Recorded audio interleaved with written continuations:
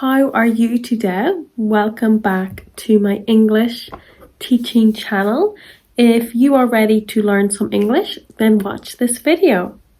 So in today's video, I am going to use this really cool tool, it rhymes, to help you expand your vocabulary and help you to speak. So this is going to help you speak English. So if you want to speak English and increase your vocabulary, watch this video.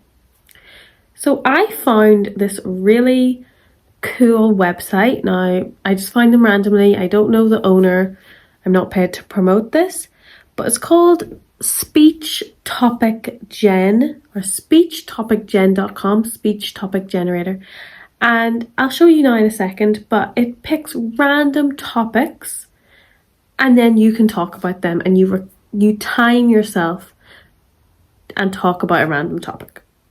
It also has vocabulary. So I'm going to teach you English with this too.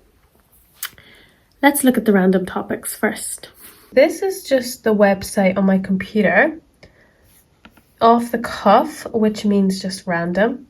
Get random topic, set 1 minute timer, record and speak. So it has random topic and learn vocab. So let's spin.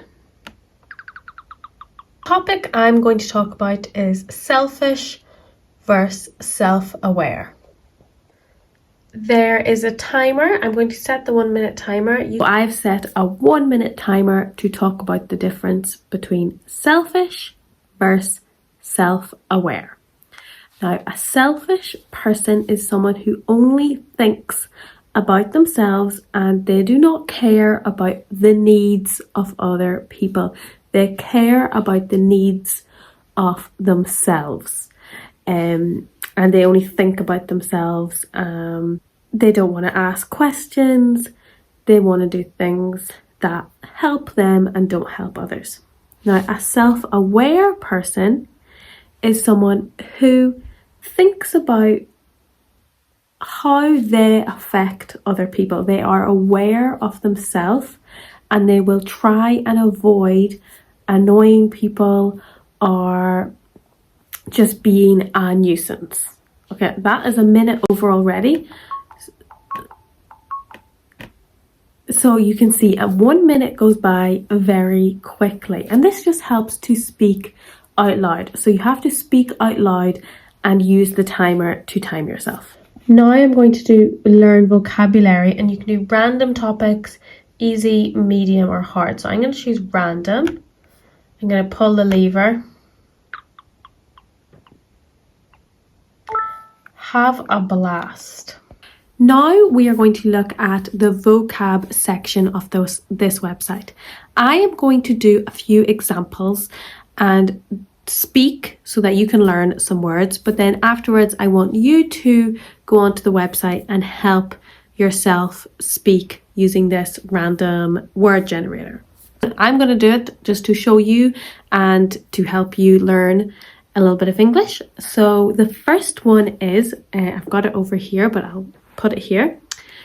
Bigger fish to fry. So these are idioms. Idioms are things that make sense in English but don't translate to other languages. So it's amazing to learn idioms. It shows that you know English very well. So bigger fish to fry.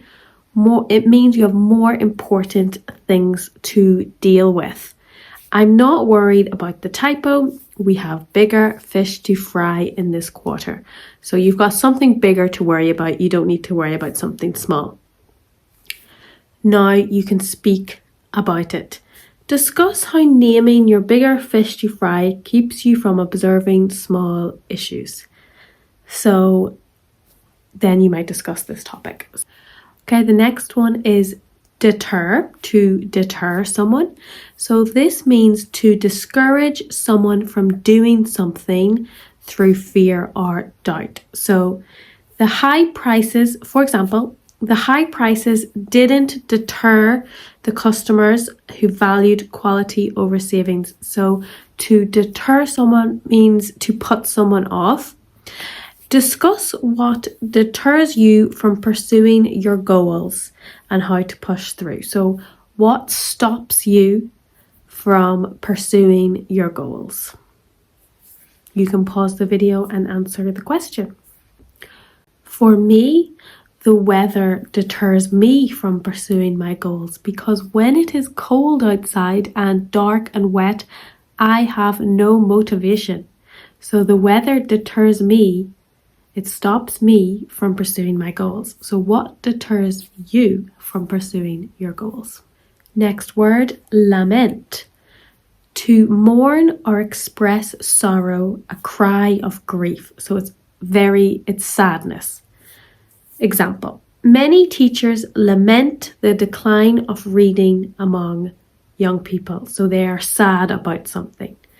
Discuss something you lament about the direction modern society is going. So for me, I lament the fact that screens and phones are being used for children, especially children under the age of 10, as their brains are still developing. So that makes me lament.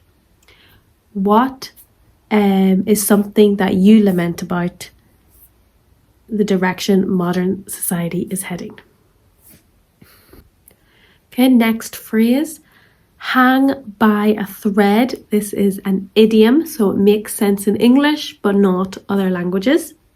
So to be in a precarious state. So hanging by a thread. His job is hanging by a thread after missing the third deadline. So it means you only have one small chance left. You're literally hanging by a thread and the thread could cut and you would fall and it would be all over. So this guy's gonna lose his job. His job is hanging by a thread. Talk about a situation currently hanging by a thread in your life and how you're steadying it. So in my life, what is hanging by a thread? My car is hanging by a thread as it is very old and has a lot of problems. So one more problem, the thread will be cut. What about you? Okay, we have another idiom, to lend a hand. So this means to help someone. You give them a hand, you lend a hand. Example sentence, can you lend a hand with the boxes? They're heavier than I thought. So you're asking for help, you're giving your hand. Share a small time someone lent a hand for you that made a big difference. Okay.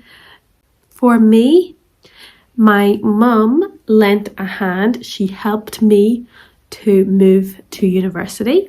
So she gave me her hand, she lent me a hand. When has someone lent you a hand? Okay, we have another idiom, hit below the belt. To hit below the belt, to act unfairly especially in an argument. Example sentence, bringing up his past addiction in the meeting was hitting below the belt. So it's to say something that's not nice and not fair. So like in boxing, you hit people above the belt. So you hit people, their stomach, their head.